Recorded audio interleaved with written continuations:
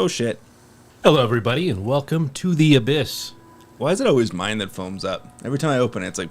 That's because I know how to open a beer. It just... All my beers want to destroy your modems and your routers. Oh, yeah, man. I don't know what your problem is. So I guess there would be two theories as to why yours fizzes up. Either the universe is against you and everybody shakes up your particular beer. I'm going to subscribe to that one before even hearing the second I know one. how to open a beer. Or maybe a mixture of both. I don't think it's that hard. It's a pop tap, dude. Like, what are you doing that's so special? You just got to have that jiggy. Oh, we gotta have the jiggy. I don't even know what that means. I don't know either. But hey, we learned something new today. Cleet has the jiggy for opening beers. That's what this is. But yes, welcome to the Abyss, everybody. Nothing like a beer on a nice Sunday morning. This is a good beer, too. It is a good beer. It is Kettle House Fish On Juicy Montana Pale. And it's good. I always like the beers with the name Juicy in it. I'm kind of conflicted with that because you'd expect it to be like a fruity beer, which I probably wouldn't necessarily love. They're good, but like it's just just a good tasting beer. I don't know how to describe it. Well, I mean, there is a hint of fruit, but like I'm like you. You know, when you think of juicy, you expect something really sweet, apricot or But yeah, it's really good. But welcome to the Abyss, everybody. Thanks for being back. This week we are jumping back into our serial killers, but before we do, we've got some announcements to get out of the way. First and foremost, we do have a new sponsor of the show, Jackson P. Thank you very much for your subscription. Your support of the show is tremendous, and he did send in a recommendation for us. We're going to keep that secret because we're going to do that probably next time on the show. So I'm pretty excited for it, though. I am too. It's very good suggestion, but thank you, Jackson, for your support. Welcome to the club of sponsors of the show. We definitely appreciate it. We also had a viewer submit a request for us to read one of his stories, so we're going to read this right now. This one is from Penn. Hey, Britton and Cleet. I really enjoy the podcast. You guys make me get dirty looks in public for laughing like a madman. You're welcome, sir. Just like an aggressive laugh. You're welcome. Well, weird things rarely happen to me, but when they do, they tend to be serious. This might be long and kind of sporadic, but about 2 weeks ago, I had a really bad feeling, like an overwhelming negative feeling about everything, and I couldn't trace the source. Oh, man. The reason why, it's like just existential dread. Yeah, like you're trying to go to bed. Sudden, I'm sorry. That's a rough feeling to have. The reason why this is important is whenever I get unexplained bad feelings, something bad usually follows, like a failing exam I expected to pass or getting run over. Have you been run over? That's not good. It's such an interesting comparison, right? Like, are those really on the same level? Failing a test or getting run over by a car? I mean, hey, existential dread is hard to pin. He's probably just talking about, like, things that have happened to him, so that makes sense. I hope you haven't been run over. If you have, I apologize. I actually have been run over. I have, on my bike. No, I was walking out of my work right out of high school. That was a hit and run thing. I'll talk about that later. Hit and run. Yeah. Wow. All right. But this negative feeling I had 2 weeks ago, it was heavier than usual, so I will recount what happened that week. For most of the week, nothing really happened, but on Friday, my favorite flip-flops got stolen, and on Saturday, my identification card got missing, and I was about to travel to another region before I realized, in my country, you will most likely get arrested at checkpoints for traveling without one. Holy Lord. Kind of curious where you live. I would like to know. You should send us a follow-up email. So I had to go on a frantic goose chase to get it and catch my bus. When I got to my hometown, and I kid you not, the moment I got into my house, there was a shooting in my neighborhood which 12 people died. Holy shit. And only 2 survived, but were wounded. I and my family could hear the gunshots and people running and screaming for about 30 minutes. My mom was having a particularly hard time because she has hypertension, but luckily we all survived with no injuries. So first and foremost, we are very happy that your family survived. Yeah. And apologize you had to go through that. That's awful. Yeah. Very awful. Suffice to say, I now take my gut feelings very seriously. As you should. P.S. I don't really believe in the supernatural. I just think unexplained happenings have explanations. But humans might not just be able to comprehend them yet. And that said, I think my mom is a psychic because she has predicted the death, misfortune, diseases, and fortunes of multiple people with very high accuracy. One time she predicted the death of a relative down to the day and recently she predicted the misfortune of her brother, and he lost a job interview.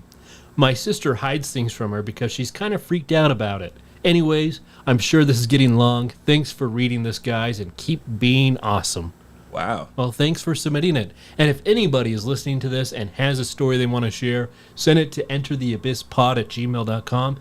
And because we have been talking about, our fans, our viewers, remember, when we get 500 subs on YouTube, we're going to a clown motel, in which case we will have a video documentary, sort of, if you can call it a documentary, of us. We're going to document the hell out of it. Doing some crazy shit at the clown motel. So if you haven't subbed on our YouTube channel, you're basically forcing us. You're putting a blunt object to our head and making us go to that clown motel. Yeah. It's going to be a good time. Also on that note, a long time ago, I think it was episode 5, we covered a St. Patrick's Day special. And Cleet did mention on that episode that if that specific episode ever got 500 views, we would take a shot of whiskey and melted butter. It was half and half. So we've made a lot of promises and things, and we're getting pretty close. So subscribe to the show. We'll go to the Clown Motel, and if that episode gets 500 views, we're gonna have some whiskey and melted butter. But all right. yeah. So again, thank you, Penn, for the story, and thank you, Jackson, for the support of the show. Greatly appreciated. But let's jump into some serial killers. So actually, before we do, I gotta tell you, I made a huge fucking mistake in my life. Oh God. Huge mistake. I'm probably making it sound worse than it is. So for the longest time, we had pest control coming to our house, right? Yeah. And mosquito spray, spiders, all that good stuff. Because we live on the mountain, lots of critters everywhere. I am not a fan of spiders. I don't fucking do spiders. Hate them. Not a fan. Not good for me. So anyway, shit got expensive, right? Money started getting tight. So we said, you know what? Hey, we'll kind of cancel the bug spray for now. We'll kind of spot spray here and there. No. Big fucking You live mistake. by the lake too. Big with mistake. Mosquitoes. Well, yeah, mosquitoes. You would think mosquitoes would be the problem, but no. So the other day, my wife says, you should look out on the deck. I'm glad. I wish I hadn't, because we have an orb weaver spider infestation. I don't know what that is. Orb weaver. They're big fucking spiders that make all these webs. Dude, there are like 6 just hanging in the middle of my deck on these massive fucking spider webs. Suffice to say, I have not gone outside on my deck for weeks now. We have people coming to spray this week, but I made a huge mistake. A flamethrower. Yeah, just do one of those, man. Yeah, Burn 'em. And risk burning down the whole house. Send them to hell. I told my wife, I'm like, it's time to list the house. We're done. Like, we got to get out of here. So, so I made a big mistake. You don't realize how bad shit is until you don't have pest control. It's pretty bad. Yeah, I have but pest anyway, control. Anyway, so now we're going to jump into the next 5 states on our cruise around the states in the serial killers. So this week we have Iowa, Kansas, Kentucky, Louisiana, and Maine. And Cleet is going to start us off with Iowa. Okay, so for Iowa, we'll be talking about the Villisca axe murderer. Damn. I always like hearing about an axe murderer. I don't know. It's like there's something about axe murders. It's the prototypical like serial killer before there was serial killers. Yeah. It's like the axe murderer. It's always an axe. And I don't think it's the most versatile weapon to murder with. It's heavy. You gotta hate. Yeah. Oh, for sure. It's not like a sudden disliking. Like, you have to absolutely hate the people you're going after. Yeah. So on June 10th, 1912, all 8 people inside the Moore family's house in Villisca, Iowa, including 2 adults and 6 children, were murdered by an axe-wielding assailant. The Villisca axe murderer house, where an unknown attacker committed one of the America's history's most disturbing unsolved murders of all time in 1912. At the end of a quiet street in Villisca, Iowa, there sits an old white frame house. Up the street, there are a group of churches, and a few blocks away is a park that faces a middle school. The old white house looks like many of the others that fill the neighborhood, but unlike them, it lies abandoned. The house emits no light or sound, and upon closer inspection, the doors are found to be tightly boarded up.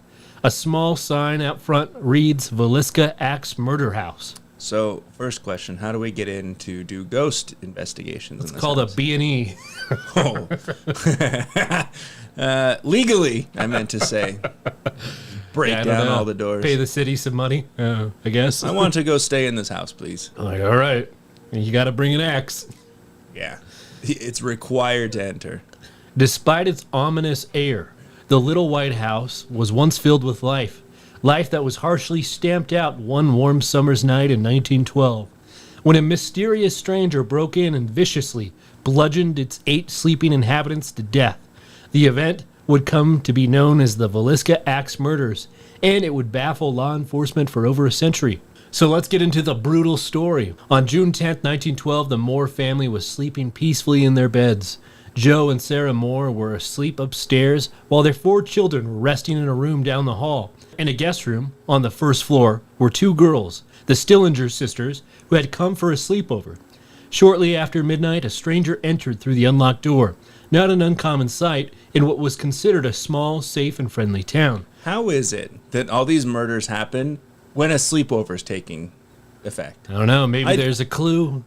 I don't get it. I mean, I'm sure we'll get into it, but it just seems like there's so many. It's like, and all the neighbor kids were having a siesta at the house. They were all sleeping over, and it's like, and that was the night that the murderer decided to come through? And the kids didn't want to sleep over, but the other kid was like, don't worry, it's super safe here. Nothing bad will happen. Safest house in the neighborhood. Jeez. This person plucked up an oil lamp from a nearby table, rigging it to burn so low it supplied light for barely one person. On one hand, the stranger held the lamp, lighting the way through the house. In the other, he held an axe. Ignoring the sleeping girls downstairs, the stranger made his way up the stairs, guided by the lamp and a seemingly unerring knowledge of the home layout. He crept past the rooms with the children and into Mr. and Mrs. Moore's bedroom. Then he made his way to the children's room and finally back down to the bedroom downstairs. In each room, he committed some of the grisliest murders in American history. Then, as quickly and silently as he arrived, the stranger left, taking keys from the home and locking the door behind him.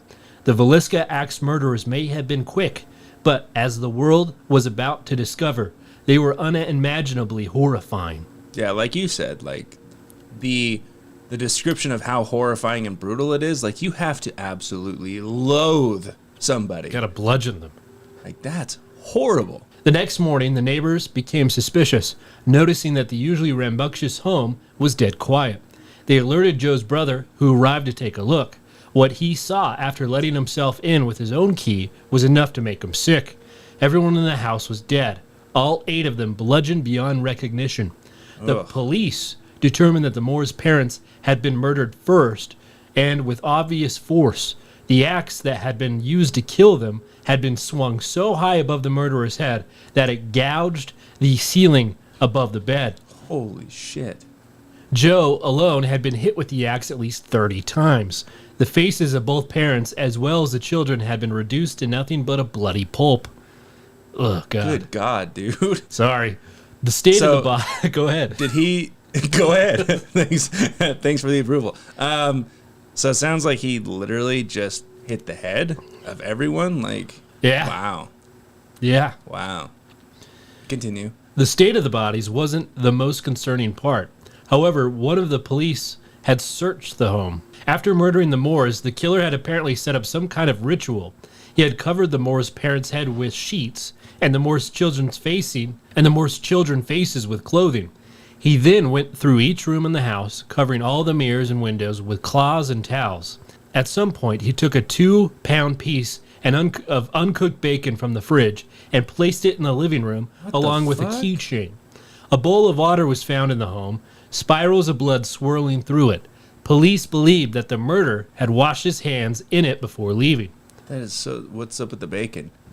I also will say that I think we've talked about it before, but like when a murderer covers the faces of the victims, or what's left, I guess, it's like an act of shame. Like they don't want them to like look at them. Yeah, you might be onto something there. So sounds like it was a very vicious, hateful thing, but whoever did it was like resentful after. Like I don't want to. Oh, hang on, let's not make assumptions. Maybe he's just like, you know what? I did a good job. I'm gonna clean it up though. I did a good job on this. Yeah, you never know. I don't know. I'm not going to say that he felt guilty because maybe he's just a monster. Yeah, you're probably right. By the time the police, the coroner, a minister, and several doctors had thoroughly perused the crime scene, word of the vicious crime had spread, and the crowd outside the home had grown. Officials cautioned the townspeople against going inside, but as soon as the premises was clear, at least 100 townspeople gave in to their gross fascinations and trapezed through the blood-spattered home. Oh my God, you're fucking up with the evidence. One of the townspeople even took a fragment of Joe's skull as a keepsake. Oh my God. What is up with this town? I don't know. I found a skull. They were probably all in on it. I found a brain fragment. I'm going to make a necklace out of it. So who committed these grisly murderers? As for the perpetrator of the Villisca Axe murderers, the police had shockingly few leads. A few half-hearted efforts to search the town and surrounding countryside were made, though most officials believed that with the roughly 5-hour head start that the killer had, he would be long gone. Bloodhounds were brought in, but with no success, as the crime scene had been fully demolished by the townspeople. A few suspects were named over time, though. None of them panned out. The first one was Frank Jones, a local businessman who had been in competition with John Moore. Moore had worked for Jones for 7 years in the farm equipment sales business before leaving and starting his own rival business. There was also a rumor that Joe was having an affair with Jones' daughter-in-law through the report, though the reports were unfounded. The townspeople insisted, however, that the Moores and the Jones harbored a deep hatred for each other, though no one admits it was bad enough to spark a murder. The second suspect seemed far more likely and even confessed to the murders, though he later recanted, claiming police brutality. Well, you know, it was a different time. Yeah. It was a different time. I don't disbelieve it. Sometimes I just want to find someone so bad that they'll break someone's arm for a confession. You will tell me.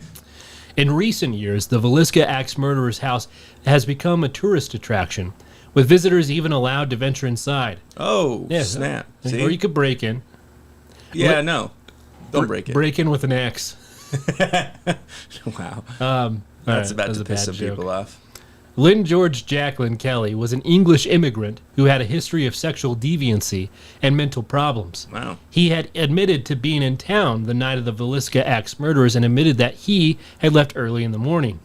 Though his small stature and meek personality led some to doubt his involvement, there were certain factors police believed made him the perfect candidate. Kelly was left-handed, which police determined from the blood spatters that the killer must be. He also had a history with the Moores family, as many had seen him watching them while at church and out and about in town. A dry cleaner in a nearby town had received bloody clothing from Kelly a few days later after the murders. He reportedly also asked police for access to the home after the crime while posing as a Scotland Yard officer. I mean, that's pretty damn suspicious. Wow. At one point, after a long interrogation, he eventually signed a confession detailing the crime. However, he almost immediately recanted, and a jury refused to indict him. For years, the police looked into every possible scenario that could have accumulated in the Villisca Axe murders. Was it a single attack or part of a larger string of murders? Was it likelier to be a local perpetrator or a traveling killer, simply passing through the town and taking an opportunity? Soon, reports of similar enough crimes happening throughout the country began to pop up. Though the crimes were not quite as gruesome, there were two common threads: the use of an axe as a murder weapon and the presence of an oil lamp set to burn extremely low at the scene. Despite the commonalities, however, no actual connection could be made. The case eventually ran cold and the house was boarded up. No sale was ever attempted, and no changes were made to the original layout. Now, the house had become a tourist attraction and sits at the end of the quiet street, as it always has, while life goes on around it, undeterred by its horrors that were once committed within. So that's the Iowa case. Just to think that it could have been a killer that started there and just went around America doing the same thing. It's kind of creepy. That is creepy. It's just crazy to me how a lot of these things happen, like when sleepovers occur or like big parties or something. It's like, bro, just come on, have your first sleepover over here. It's really safe. Nothing bad will happen. All right. Let's head on over to Kansas now and talk about a monster by the name of Dennis Rader, also known as BTK. Dennis Lynn Rader was born on March 9th, 1945 to Dorothy May Rader and William Elvin Rader, and was the eldest of 4 sons. Depending on the source, he was either born in Columbus or Pittsburgh, Kansas, but grew up in Wichita. Both of his parents spent the majority of their time working, not paying attention to their children at home, so there was a lot of neglect. Rader often described feeling ignored by his mother in particular, and he resented her for it. From a very early age, Rader had very sadistic sexual fantasies about torturing trapped and helpless women. He also had zoosadism, or cruelty to animals, by torturing, killing, and hanging small animals, which is part of the McDonald triad. Rader would often act out his sexual fetishes for voyeurism, autoerotic asphyxiation, and cross-dressing.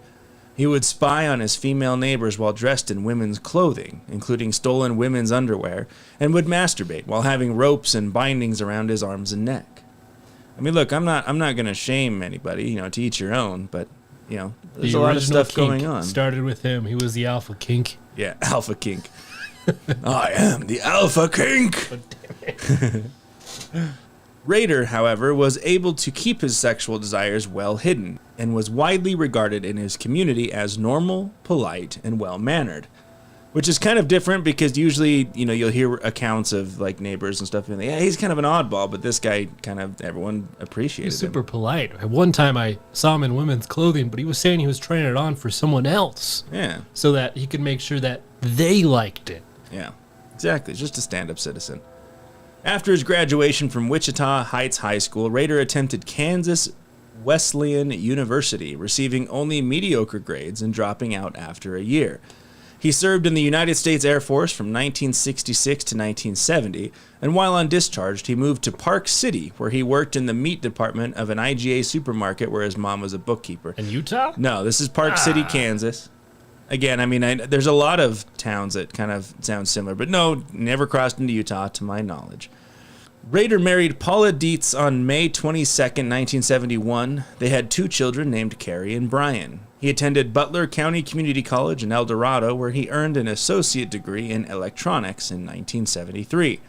Shortly after, he enrolled at Wichita State University, where he graduated in 1979 with the Bachelor of Science degree, majoring in Administration of Justice. After his graduation, he held a number of different jobs, including an assembler for the Coleman Company and ADT Security Services, where he installed security alarms. In many cases, he was installing systems in people's homes that were concerned about the BTK killer. If they only knew. It's so freaking Like, I'm here to... He's like, I'm killing people, but it's also a sales opportunity. Yeah, so. he's creating his own business, No, man. I should laugh. I mean, think about it though. Like he's like, yeah, I'll take care of some people here, and then, hey, So- it's kind of crazy out there. It's like whenever there's civil unrest, we go and break windows. And then we have a window company and we put advertisements the next day. Business is booming, you can say. Yeah, but it's crazy. Like, literally, he's installing security systems because people are afraid of this guy. And he's like, let me just install the security system. In May of 1991, Rader became a dog catcher and compliance officer in Park City. While in this position, neighbors would recall him as being sometimes overzealous and extremely strict, as well as taking special pleasure in bullying and harassing single women. One neighbor claimed that Rader killed her dog for absolutely no reason. So now he's starting to be a little bit of a problem. Rader was a member of Christ Lutheran Church in Wichita, being elected president of the church council. He was also a Cub Scout leader. Up to this point, he seems like a pretty normal but odd fellow with some interesting sexual desires. But now, we're going to jump into the killings and what earned him the nickname BTK. On January 15th, 1974, 4 members of the Otero family were murdered in Wichita, Kansas. The victims were Joseph Otero, age 38, Julie Otero, age 33, Joseph Otero Jr., age 9, and Josephine Otero, age 11. Their bodies were discovered by the family's 3 older children, Charlie, Danny, and Carmen, who were at school during the killings. Between the spring of 1974 and 1977, Rader killed 3 more women: Catherine Bright on April 4th, 1974, Shirley Vian Relford on March 17th, 1977, and Nancy Fox on December 8th, 1977. Kevin Bright, who was the younger sister of Catherine Bright, was present during the home invasion in which Catherine was killed. Kevin was strangled and shot, pretending to be dead before escaping, and is thought to be the only surviving victim of the BTK attacks.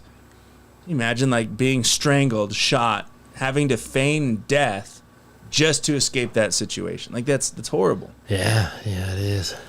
In early 1978, Rader sent a letter to KAKE, a television station in Wichita, claiming responsibility to the murders of the Oteros, Bright, Fian Relford, and Fox. He gave himself many names, including the one that eventually stuck, BTK, standing for bind, torture, and kill, which is what he did to his victims. He demanded media attention in his letter, which led to Wichita to announce that there was indeed a serial killer at large. Included in this letter, Rader included a poem titled "Oh, Death to Nancy," which was a parody of the lyrics to the American song "Oh, Death." In this letter, he claimed that he was driven to kill by Factor X, the same supernatural element which motivated Jack the Ripper, Son of Sam, and the Hillside Strangler murders. And the Powerpuff Girls. Yeah. Is it? Chemical X. Yes.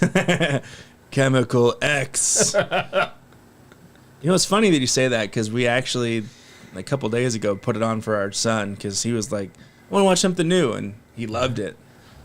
Brought back a lot of memories. Cartoon classics. Mojo Jojo. Rader claimed that he intended to kill others, including a woman named Anna Williams, who in 1979 was 63 years old. Anna fortunately escaped death by returning home much later than expected. Rader claimed that he was absolutely obsessed with Anna and was absolutely livid that she had evaded him. He spent hours at her home waiting for her arrival, finally leaving after becoming impatient when she didn't come back after visiting friends. It's got to be such a weird feeling to find out that you would have been murdered had you not had an extra drink with your friends. Yeah. Some saved him. Things work in severe ways, man. The body of Maureen Hedge, age 53, was found on May 5th, 1985 at East 53rd Street North between North Webb Road and North Greenwich Road in Wichita. Rader murdered her on April 27th and took her body to his church. Once there, he photographed her body in various bondage positions. Rader had stored plastic sheets prior in preparation for the murder and later dumped the body in a remote ditch. This plan Rader called Project Cookie. Is it interesting? What a weird dude. Yeah, takes her to the church, man. Like, can you be any more fucked up? Nope. Really? In 1988, after the murders of 3 members of the Fager family in Wichita, a letter was received from someone claiming to be the BTK killer, stating that he denied being the perpetrator of the Fager family murders and crediting the killer with having done, quote-unquote, admirable work. It wasn't me, but, But I was the impressed. guy who did it was amazing. Right. It was not proven until 2005 that the letter was in fact written by Rader, and police do not consider Rader to have committed the crime. So he was so upset that someone was trying to pin it on him. He's like, no, it wasn't me. I can say their work was good, but it was not me. I could never do that quality of work. Right. Rader stalked 2 other women in 1980 and one in 1890. I put 1190. That's a long time ago. And one in 1990, all of which filed restraining orders against him, one of which changed her address to avoid him. His final victim, Dolores E. Davis, was found on February 1st, 1991 at West 117th Street North and North Meridian Street in Park City. Rader murdered her on January 19th. By 2004, the investigation of the BTK killer was considered a cold case, but Rader initiated a series of 11 communications to the media, which led to his arrest on February 2005. In May 2004, KAKE, the TV station in Wichita, received a letter with chapter headings for the BTK story, fake IDs, and a word puzzle. On June 9th, a package was found taped to a stop sign at the corner of First and Kansas Roads in Wichita. It had very graphic descriptions of the Otero murders and a sketch labeled, "The Sexual Thrill is My Bill." There were a lot of other creepy things that were left around town, but for the sake of time on this episode, we won't be covering the rest, but we can do a deep dive into this monster later if requested. This guy left so many breadcrumbs all over just trying to keep the attention going. It's fucking wild. Rader was arrested while driving near his home in Park City shortly after noon on February 25th, 2005. An officer asked, "Mr. Rader, do you know why you're going downtown?" To which he replied, "Oh, I have my suspicions why." Wichita Police, the Kansas Bureau of Investigation, the FBI, and ATF searched Rader's home and vehicle, seizing evidence including computer equipment, a pair of black pantyhose from a shed, and a cylindrical container. They also searched the church he attended, his office at City Hall, and the main branch of the Park City Library were also searched. During a press conference the next morning, Wichita Police Chief Norman Williams announced, "The bottom line, BTK is arrested." On February 28, 2005, Rader was charged with 10 counts of first-degree murder. On March 1st, Rader's bail was set to $10 million, and a public defender was appointed to represent him. On May 3rd, the judge entered not guilty pleas on Rader's behalf, as Rader did not speak at his arraignment. However, on June 27th, the scheduled trial date, Rader changed his plea to guilty and described the murders in detail, making no apologies. Oh, man. At Rader's August 18th sentencing, victims' families made statements. After the statements were made, Rader apologized in a 30-minute rambling monologue that was likened to an Academy Awards acceptance speech. So stupid. So he's just mocking these people. Like an acceptance speech at the Academy Awards, he's like, I am so sorry on this day, like just rambling for 30 minutes. It was described as an example of an often observed phenomenon among psychopaths, their inability to understand the emotional context of language. He was sentenced to 10 consecutive life sentences with a minimum of 175 years. Kansas at the time had no death penalty, and on August 19th he was moved to the El Dorado Correctional Facility. Rader is currently in solitary confinement for his protection, with 1 hour of exercise every day and showers 3 times a week. This will likely continue indefinitely. Beginning in 2006, he was allowed access to television and radio, to read magazines, and other privileges for good behavior. So there you have it. An overview on the BTK killer. I keep thinking of Burger King when I hear BTK. BTK. Have it your way. BTK. All right, we will cover Kentucky and Donald Harvey. Donald Harvey. Donald Harvey was an unassuming nurse's aide in 1987 when he pleaded guilty to killing 37 people. The soft-looking man had been on a decades-long rampage of poisoning hospital patients driven by some god complex. He saw himself as the angel of death who meted out mercy killings to the terminally ill. In reality, he was an undiscerning killer who used a lethal cocktail of arsenic and cyanide on the helpless. Donald Harvey had been born in Cincinnati, Ohio, on April 15, 1952. Shortly afterward, the family moved to Boonville, Kentucky, a tiny town in Appalachia. His family was poor and lived in the mountains of eastern Kentucky, where Harvey was allegedly abused by an uncle and a neighbor as young as the age of 4. Ugh. Instead of wanting to play on the playground in school, the smart youngster preferred to spend time with adults. He was remembered as well-liked by teachers but isolated by students. Harvey dropped out of school after 9th grade but earned his GED through correspondence school. Unemployed, a young Harvey went to sea after a grandfather died in a hospital in Kentucky. It was here his fascination with death began. After becoming a regular visitor of the hospital, he was asked to become an orderly, which he did. Like, hey, we see you here a lot. Become an orderly. Do you want to work here? Sure. He gave patients medications and saw to both their medical and personal needs. He became obsessed with the feeling of power over the helpless as he controlled all the routines that would keep them alive. Well, he told in an interview in 2003, control and power is about the same thing, isn't it?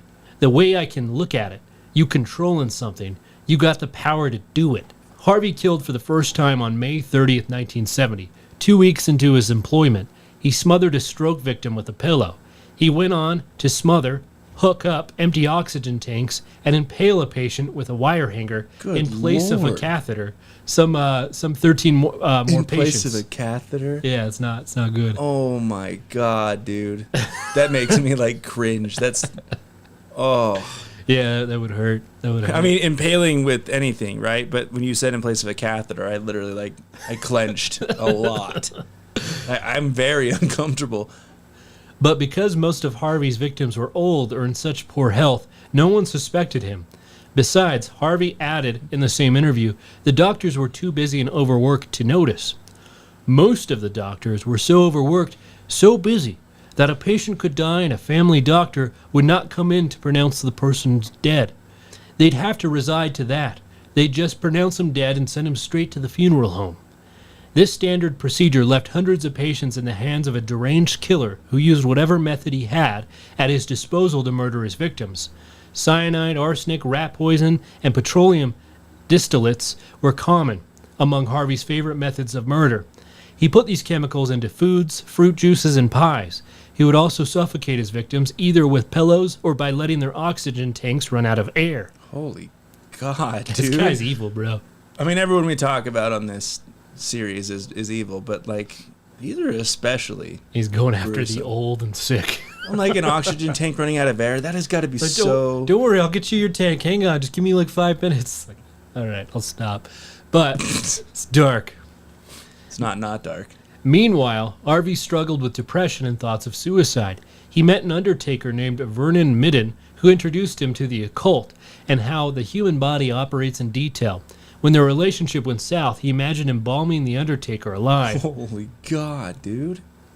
He continued to kill the elderly and infirm with the new knowledge of the body. Some he would describe as mercy killings, as the victims were unwell.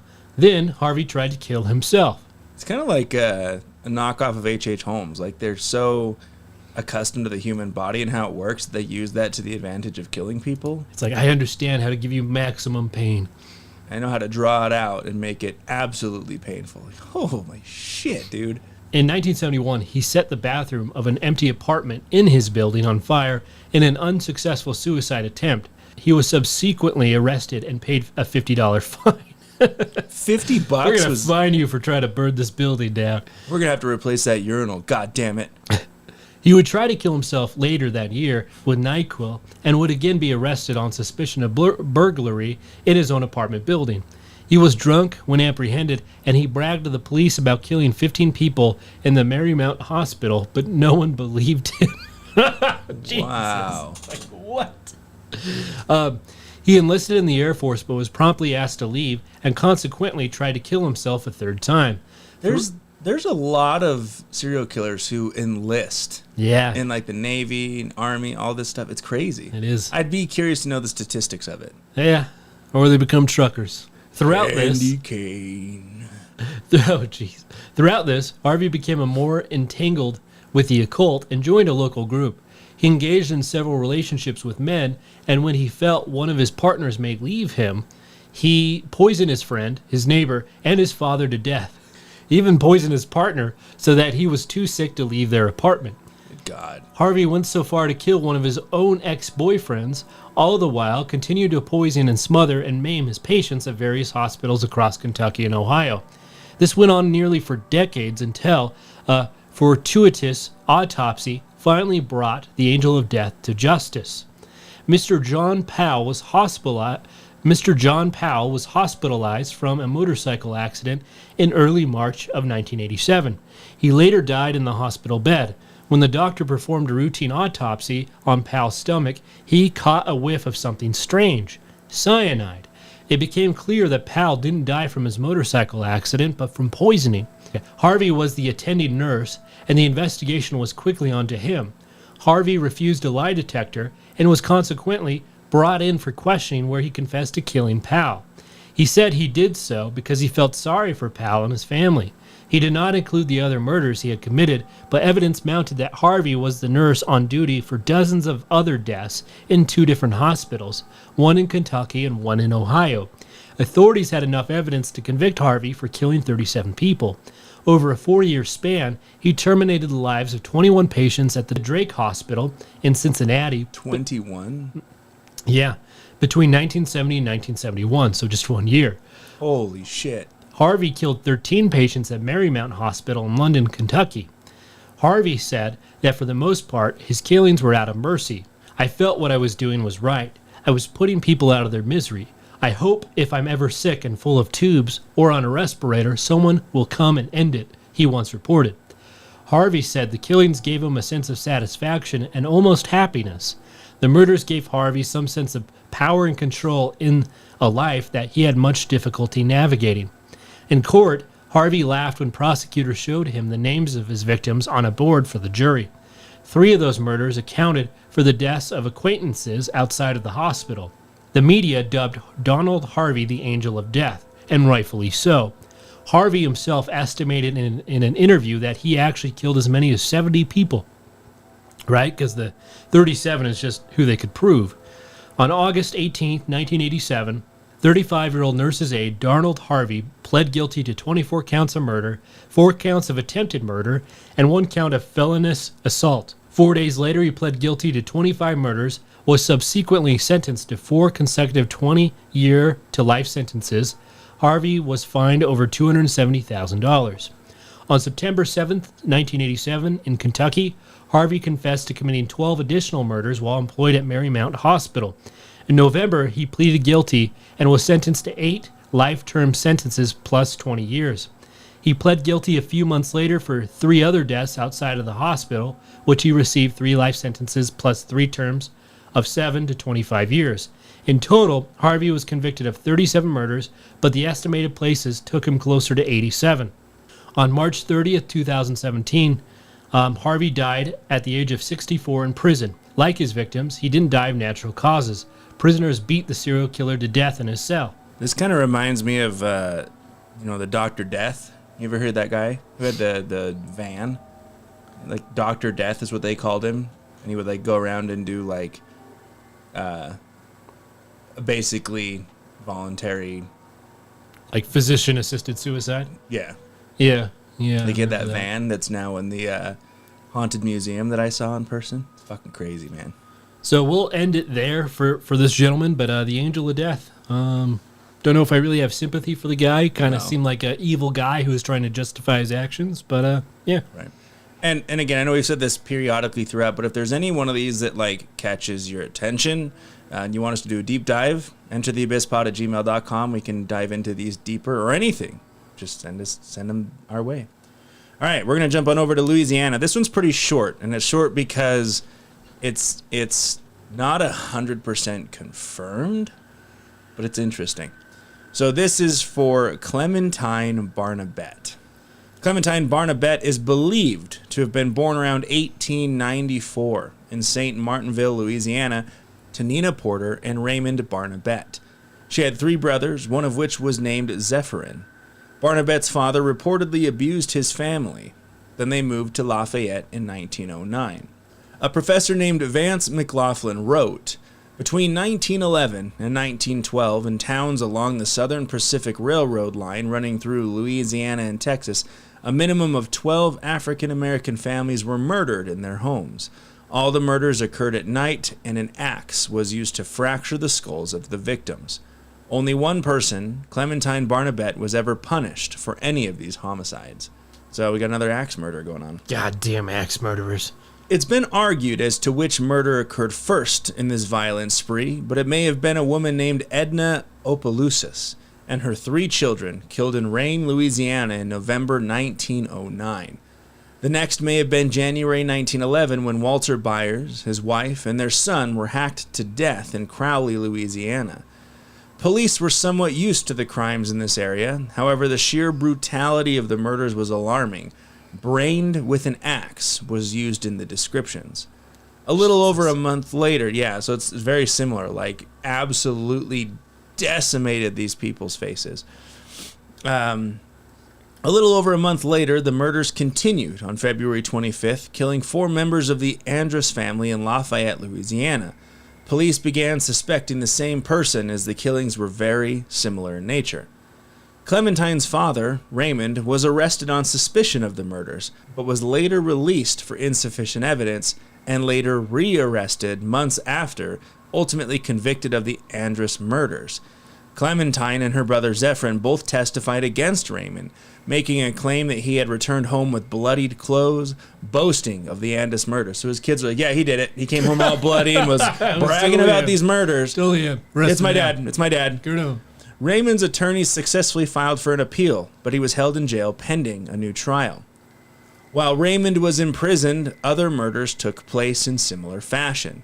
Clementine, only living a few blocks away, came under suspicion due to blood allegedly found on the fence latch of her house and a complete suit of women's clothes in her room, saturated with blood and covered with human brains. If that's not an indicator, I don't know what is. Why do you got human brains on your shirt? That's really hard. It's not just something you get on your shirt just from walking around the street. You really have to try to get brains on you. While Clementine and Zephyrin were also held in custody, the murders continued, which is why there was so much doubt cast on their involvement. Clementine eventually confessed to 35 total murders and explained her connection to the Church of Sacrifice, which is an offshoot of a Christ-sanctified Holy Church congregation in Lake Charles, Louisiana. She further claimed that a priestess of the Church of Sacrifice had given her and her friends conjure bags, which is a good luck charm in hoodoo, that granted them supernatural powers, making them undetectable to the authorities. Oh, I bet. Like, that sounds real, right? Like, hey, you have this thing, police will not suspect you at all. She claimed that this spurred her to murder her first victim as a test for the magical protection. She's like, hey, only one way to see if this bag actually works. I'm going to go bludgeon someone to death. She got trolled. Cover myself in brains, and no one will know. Her confession was described as very self-contradictory, as sometimes claiming to have committed the murders alone, while other times having acted with others, naming many alleged accomplices. However, none of them were charged with a crime. It has been widely debated as to whether Clementine was involved in the murders or simply took credit for them. In October 1912, Clementine was sentenced to life in Louisiana State Penitentiary. In July 1913, she escaped jail for a few hours, but was caught. In August 1923, she was released from prison after an unspecified surgical operation that was said to have cured her. Not a lobotomy, as it was unknown at this time. After her release, she vanished, and no knowledge of her whereabouts are known. So during this time when all this was going on, a lot of people were really they were blaming strange voodoo, because the whole church thing was involved in, there's some crazy voodoo woman who's going around murdering a bunch of people. She was claiming to have been involved with this church and got this bag and, was just constantly all over the place. So it's not completely, it's not completely found that she was in charge of these, but a lot of people do believe it, and she's the only person who ever faced time for it. But then escaped, got out of prison and vanished. Weird. Maybe she did have some type of magical protection. Yeah, she literally just vanished. I think what happened was she found a secret gateway to Agartha and is just hanging out down there with Hitler and all the dinosaurs. Yeah, that's probably true. That makes sense. So that's Louisiana. I know it's kind of short and sweet, but it's actually one of the coolest little things because a lot of people believe that she was one of them, and it's it's really early in time with an axe. So send us home, Cleet. All right, the last one we will be covering is Maine, and it's going to be Arthur Shawcross. Shawcross. In 1968, Arthur Shawcross ended in jail for arson and served 2 years of a 5-year sentence. Then, his violent tendencies got worse, and the arsonist became a cold-blooded killer. On April 7, 1972, he took a 10-year-old boy named Jack Black. Damn it, Jack Black. Jack Blake, a neighbor at the time, fishing. Jack was never heard from again. Just 3 weeks later, Shawcross married his third wife, who was pregnant with his child. Authorities didn't find Jack's body for 5 months, but analysis showed the boy suffered from sexual assault before his death. Ugh. At around the same time, the Genesee River killer murdered 8-year-old Karen Ann Hill. He was caught after neighbors witnessed the murderer with a girl near the bridge shortly before her death. Arthur Shawcross was sentenced to 25 years in prison, but served less than 15 years. After his release on parole in April of 1987, Shawcross simply could not stop his murderous tendencies. After relocating to his public outcry of his release, he moved to Rochester with his fourth wife. The judicial system then thought it was wise to seal Shawcross records to prevent panic wherever he lived. This was a grave mistake, which led to the murders of 12 more people, all of them in Rochester. Shawcross killed again in March of 1988, less than a year after getting out of jail. This victim was Dorothy Blackburn, a 27-year-old prostitute he strangled to death on March 24, 1988. Hunters found her body in the Genesee River. The next strangulation murder happened in September of 1989. Then there were 2 in late October of that year, followed by a 4th on Thanksgiving Day. All these murders were unsolved. Who kills on Thanksgiving Day? I don't know, man. Fucking asshole. Evil people. Local authorities discovered patterns of behavior regarding the killer, which led them to ask FBI profilers for assistance. The strangulation of bodies dumped in rivers formed some workable theories as to the killer's identity. Profilers were determined that the killer's return to the scene of his crimes to either conceal the body or to derive pleasure from the attack while viewing the fresh kill. 3 more bodies turned up between December of 1989 and January of 1990. All were young women, and all were prostitutes. Authorities ran criminal background checks on possible suspects, but sealing Shawcross's previous records meant that they didn't show up on any checks. On January 2nd, 1990, there was finally a breakthrough in the case. A police helicopter searching for a body along the river spotted a man on a bridge near one of the murder victims.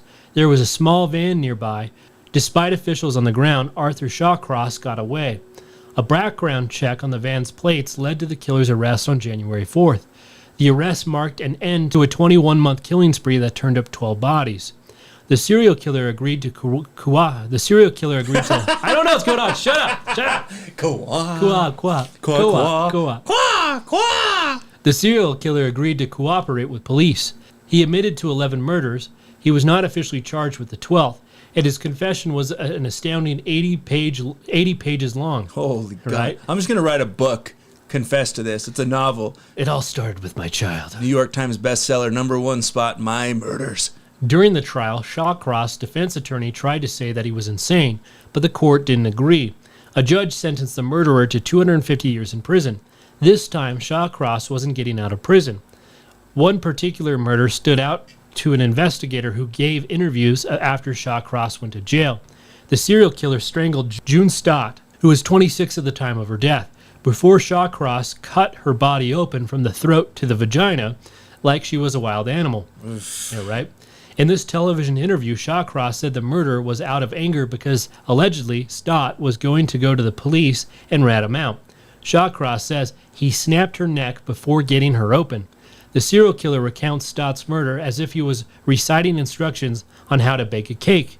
There is simply no remorse, no emotion, and no feeling behind Shawcross's voice.